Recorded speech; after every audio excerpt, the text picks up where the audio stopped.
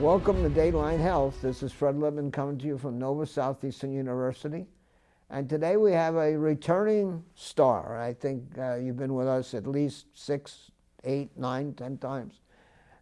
Marni Bellavia, who is from Humane Canine Dog Training, LLC. And she's the Humane Society of Broward County's manager of the Animal Assisted Therapy Program.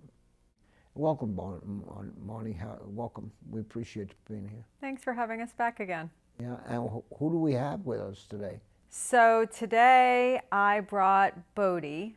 Bodhi is a 4-year-old mini Australian Shepherd. He was adopted back in 2017 from the Humane Society of Broward County. He is my best obedience dog. As you can see, he's got lots of focus and attention on me.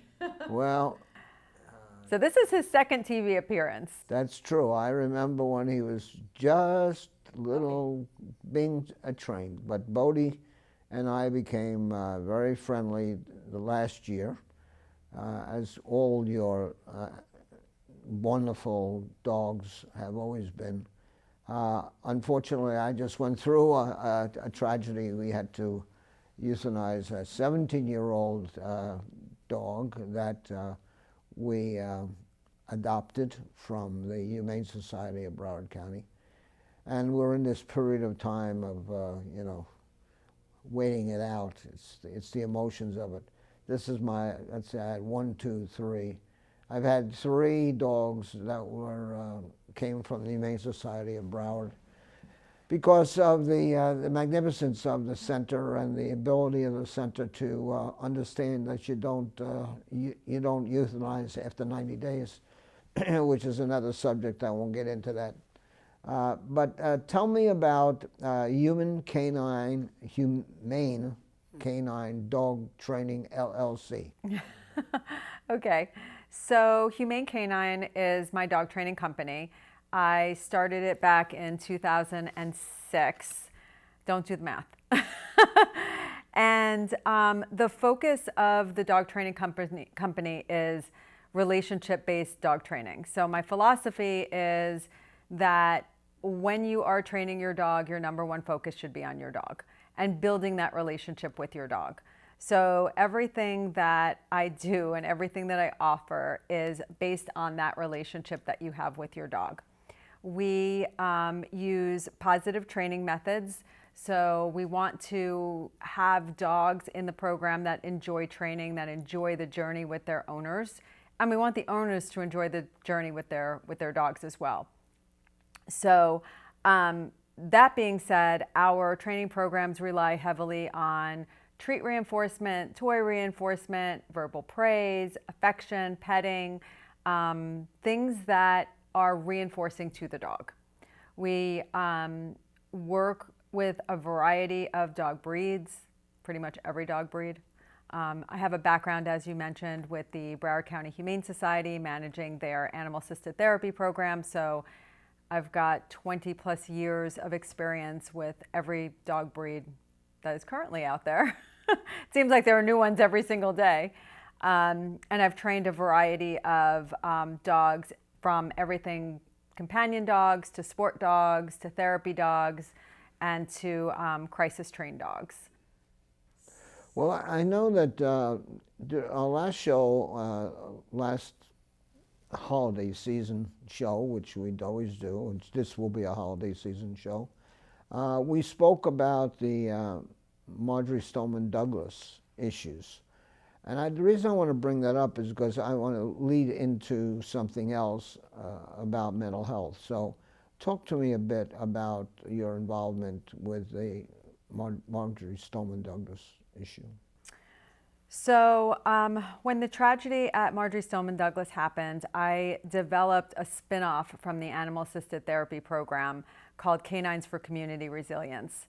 And what that program was about was it focused on taking dogs and dog teams and training them to work in post-traumatic situations with people ranging with a variety of different emotions in very high charged situations, and having the dog provide support and non-judgmental love and foster resilience, because anytime there's tragedy, unfortunately, there's a lot of, the emotions are very high. People feel very hopeless. They're in fear, devastation, things of that nature. And then, when you have dogs that are specially trained to sit by somebody, lay at their feet, provide them with comfort, it has shown to have tremendous impacts on their, like you had mentioned before, mental health and well-being. So, we have to train dogs to be able to be in those environments, because in general, if you have dogs that possess the right personality with the right temperament, they're going to come to you with that unconditional love, that affection. They're going to want to sit by you, be pet. Those are the dogs we look at for these types of programs, the dogs that solicit attention from strangers. The secondary component to that is really the training piece, because just because the dog is friendly or wants to be with somebody doesn't necessarily mean they're going to be a good crisis dog.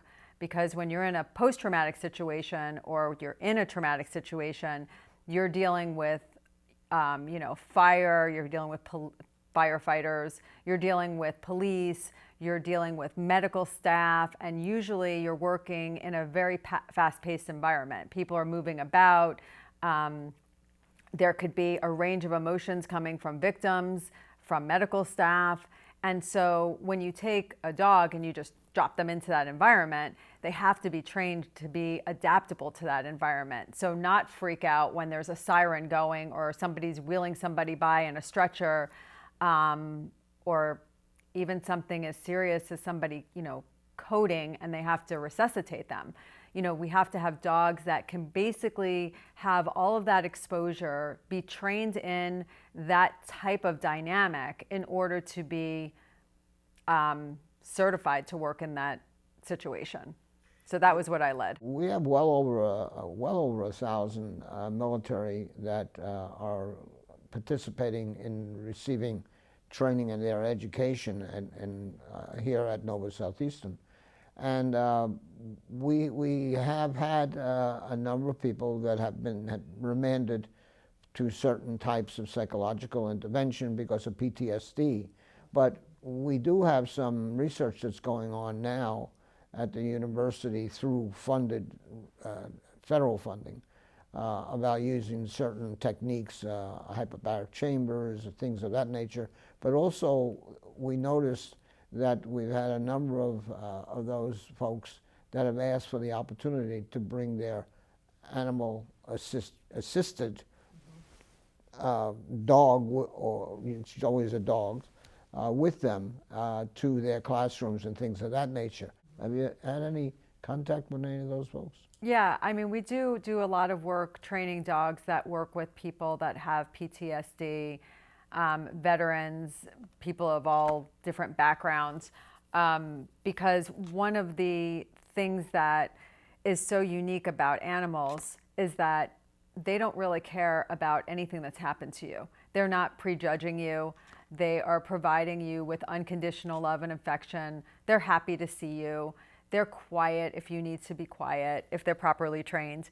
So what we find is that the human-animal bond is very significant, because in bringing an animal to somebody that's dealing with something like PTSD or some other type of mental illness, or even just a stable person, feelings of loneliness are decreased, blood pressure is lowered, cortisol levels are lowered, heart rate is normalized, anxiety levels are start to normalize or get better.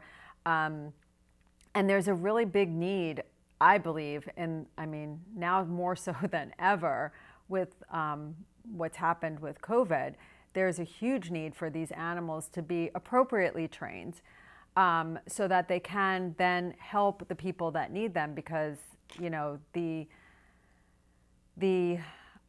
amount of people now that are suffering from mental illness, in whatever category we want to put it in, is huge. It's much greater now than it was 20 years ago.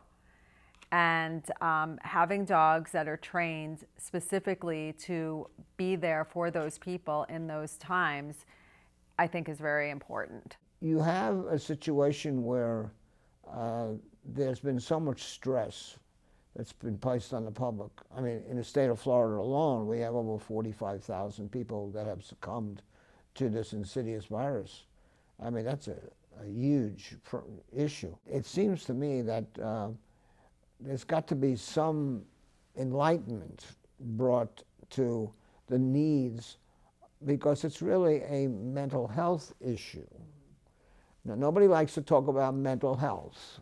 The dogs that you train at Humane Canine Dog Training Unit go ahead and provide that support, correct? Correct.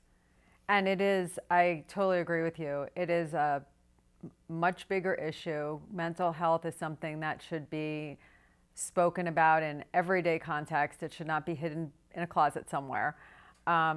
In just what I do alone, and especially just during the last 2 years of the pandemic, because people went out, the pandemic came, people went out because they were home all the time, and they went out and they got all kinds of animals, mostly dogs. And then there was this huge need for dog training, which was great. But what I found in just these 2 years was that it was so much bigger than just training the person with their dog. Because dog training is really people training. You got to train the person and then they can train the dog. But what I found was that people were frozen. They were terrified. They didn't want to go out in public. People were dying by the hundreds, by the thousands. So as I moved along my way in my dog training company and I was meeting all these new people with all these new dogs, of course, everything was COVID safe. But the reality of what was happening in the world was very, very real. And these people were traumatized. Some of the people that I worked with had lost family members to COVID. I worked with a lot of families with children. So now, really young kids didn't really know what was going on. They were unaffected because they were too young to know. But when you started getting into the kids that were a little bit older, elementary school, middle school, they understood what was happening. They understood they couldn't see their friends. They couldn't have a normal life. Everything was shut down, stopped, halted. And there was a real big fear in a lot of the families that I worked with. And it was a wonderful experience to be able to do what I do. So all the obedience training and teach the kids how to be safe with their dog, their new family pet, and the responsibility, all that stuff. But to actually help them with their fear-based issues, the people, not the dogs.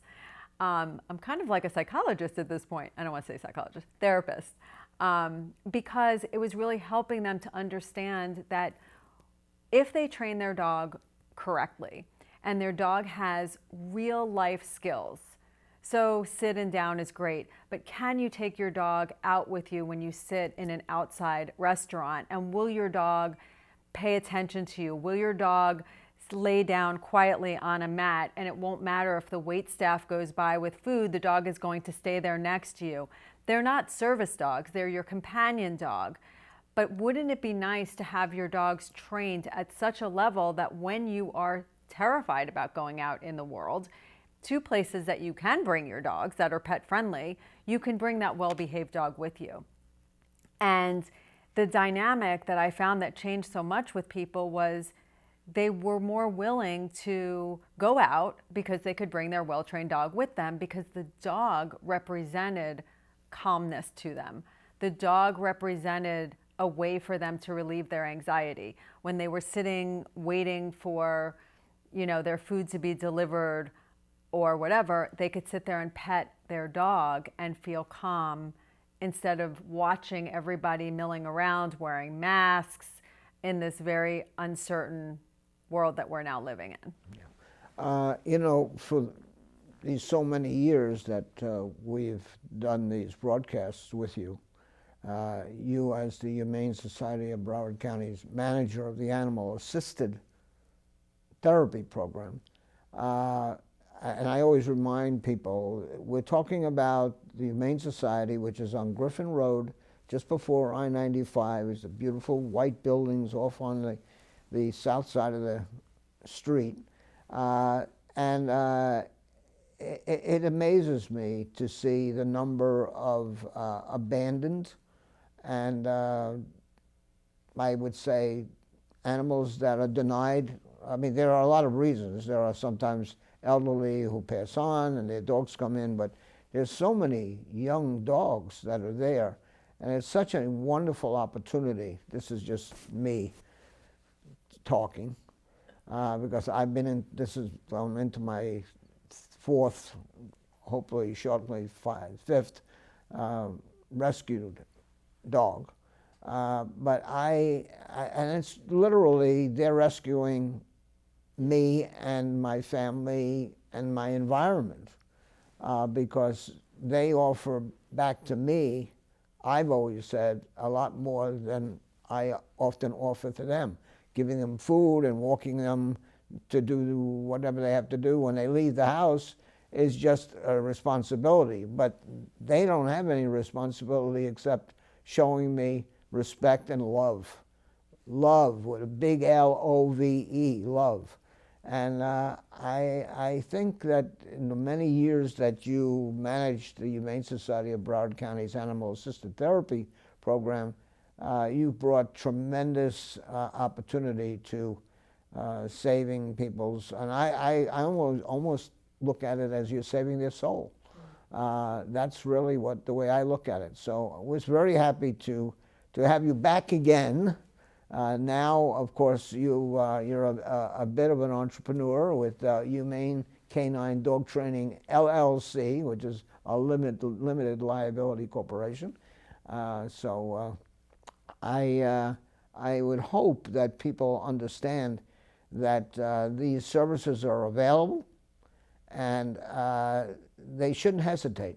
I know that for me personally, I feel the way you do. My animals have rescued me. And ironically, all at a very pivotal point in my life. They've all come to me during some very life-changing point in my life. And that's by no coincidence. You know, and to your point, it is, it's heartbreaking when I see why animals are surrendered to the Humane Society, or really to any animal shelter. But, you know, unfortunately, the number one reason why animals are surrendered is because of behavior issues.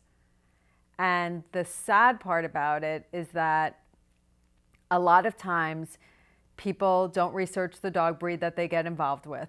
So they have, you know, a lifestyle that is not conducive to having a high energy, sport working type dog. And they just liked the way it looked because it was fluffy and it was cute and it had blue eyes or whatever the case may be. And then they get this dog and the dog is, you know, out of its mind, and they don't take the time to train it, or they, like I said, don't have the lifestyle conducive to have that type of breed of dog. But, you know, when you get a dog, it's a lifetime commitment, in my opinion. You are you're taking responsibility for the life of another living creature. And while there are some situations, I agree, that you might have to give up pet ownership, most of them you can work with. Now, it depends on what kind of person you are. You know, if you're the type of person that is fully invested in your dog and your dog has a behavior problem, you're going to seek out a professional like myself, and you're going to work with that professional to try to correct that behavior problem or find out how you both can coexist together in harmony. If you're the type of person that does not want to invest the time or the money, you're going to turn your dog into an animal shelter. So, I mean, I think the big thing is that when you get involved with an animal, whoever you are, you have to know it's a commitment. It's not, you know, you're not taking a goldfish. Not that I don't like goldfish, but, you know, you're not taking a goldfish that's going to sit in a bowl that you can move from one counter to the next. You have a living being that, you know, needs to be, they need to be trained. Dogs need to be trained. And the way in which we coexist with them is so counter to everything about them. We don't want them to bark. We don't want them to jump. Please don't dig the backyard. So all the things that are nurturing, that are innate, that are enriching to dogs, we don't want them doing any of them. So you're like, really? Okay, you've just taken away everything I like to do. So, finding ways to have dogs be successful in the world that we're living in is the training goal. And how we want to do that is through positive reinforcement training. And we want to build that relationship with our dog. So, part of what I teach is this behavior right here. So it may look like my dog is completely bored, but my dog has learned that when I put that mat on the floor, he needs to lay down on it and he needs to relax. So he's not going to be moving around during our TV segment. He's not going to go searching for food or go visit the cameraman because he's been trained to lay on his mat and relax. It's a trained behavior. If he wasn't trained, yeah, he'd probably walk around and look at stuff and visit the cameraman and so forth. So when we look at these dogs and we want them to be a member of our family, and most people, they get dogs, they want them to do stuff with, but they have to be trained in order to do that. And it's important to me that people understand that you're truly building a foundation and a relationship with your dog. That's how you're going to get the biggest bang for your buck from your dog, is if you have that relationship that's built on mutual trust, that's built on respect, that's built on having a close bond. It's not built on how many times did I say no and how many times did I yank your collar from here to there. That's not how we do it. That's not how I do it. And you'll get a whole lot more from your dog when your dog wants to be engaged with you versus being afraid of you or not want to participate. We've discussed this a number of times, but the involvement that you've had over the years with not only your particular dogs, but the multiple people that you've often brought in with their dogs, they have appeared in venues like private schools, even public schools, into specific, very difficult areas in hospitals. Do you still have any relationship with any of the healthcare venues where you go in and provide this calmness and this beauty of having a wonderful animal that will show you nothing more than, I'm here to be kind to you? Yes, for sure. So with my role as the manager of the Animal Assisted Therapy Program with the Broward County Humane Society, it's kind of like a dual role because I train all the dogs through Humane Canine Dog Training, and then the volunteers go and they get certified through the Humane Society to be able to do that type of work out in the community. And what's wonderful is that we are still doing that work. We had a little blip with COVID, but we are still doing that work. And we are finding that now more than ever, the need for therapy dogs has risen because the need for support in all the areas you mentioned has become greater. Mental health, terminally ill, elderly. It's become something that is more important now than it even was, a few years ago. And I think that when people acquire a dog, and I'm sure we'll have this up somewhere with my website, it's important that they understand it's not just about training the dog to sit and lay down. You wouldn't have a child that you would just send to kindergarten and finish their education. You would have your child go on to elementary school, middle school, high school, and so forth. It's the same thing with a dog. You want to keep training. The more you train your dog, the more marketable your dog becomes, the more you can do with your dog, the more your dog knows, the more the dog learns, the more the dog understands. So I would say if there are people out there that have pets and they want to do something like volunteer in a therapy dog program with an organization like the Humane Society of Broward County, your first call would be to me. So we would start to get that process going with obedience classes and so forth. And then, you can open up a whole world for yourself and for your dogs. Well, it's time for me. I'm sorry, Bodie, didn't mean to scare you, but it's time for me to at least have, if she, Bodie, I told you, he's on his mat. Bodie, you want to come and Woody, visit? can you wake up for a second? You want to come and Okay, visit? you're free. Come You're here. free. Come here. Come here. Go over there. Come here. Go ahead, go. Go ahead. Wait, first we need a stretch. Oh, we need a Good stretch. boy. There you go. Good Bodie. boy. Bodie, come here. Go say hi. Come on. Go say hi. Good boy. Sit. Wave. Wave. Good job. Ah, way to Good go, job. Bodie. Way You're to go. good. Well, make you aware of the fact that we have a service in our community, and we got this magnificent person called Marni. She is at Humane Canine Dog Training LLC, and she's the owner and trainer, and she's the Humane Society of Broward County manager of the Animal Assisted Therapy Program. If you get a shot, I always say this, and I know Marni doesn't really mind me saying this, if you want to offer some of your dollars to the Humane Society of Broward County, just look up the number or the address and just help create the opportunity for people to have this type of assistance. And you might want to put a little note in that that you saw the program, and here's my check. Anyway, thank you, Marni. We appreciate you being here. I'm getting older, you're getting younger. And it's a pleasure. I wish you a healthy and happy holiday. Thank you, same to you. And Bodie, we love you. Anyway, folks, thank you very, very much. I hope you have a healthy and happy holiday season. Stay safe. Remember, we still are dealing with this insidious virus. I hope you've gotten your vaccine, and if you're not, then talk to your doctor and see what's going on. Remember, this show is called Dateline Health. We come to you from Nova Southeastern University. We always want you to take good care of yourself.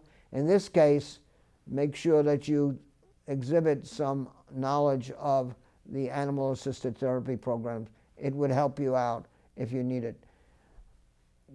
As I said, we come to you from Nova Southeastern University. Have any questions, it's right here.